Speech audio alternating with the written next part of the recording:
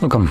In front of me is a CUBOT R19, and today I'll show you how you can hard reset the device through settings.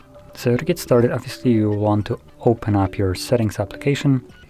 From here, scroll all the way down to System, tap on Advanced and choose Reset Options, where at the bottom of the list you'll find Erase All Data Factory Reset. When you click on it, it gives you a message that performing this kind of operation will remove things like your Google account, system app and data, downloaded apps, music, photos, and user data.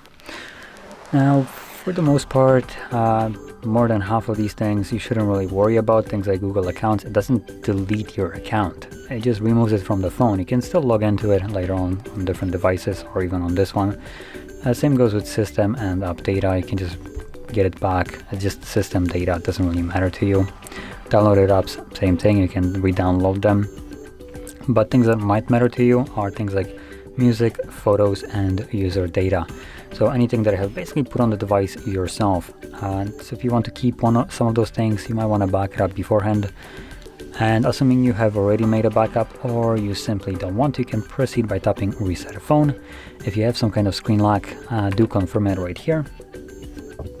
And then select Erase Everything. Once tapped, it will begin the process, which will probably take a couple minutes to finish up. So I'm just gonna let it run too, and come back once it's finished.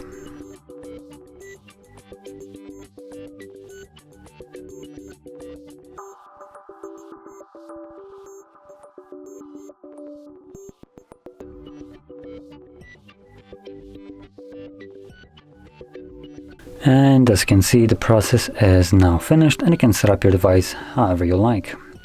So if you found this very helpful, don't forget to hit like, subscribe, and thanks for watching.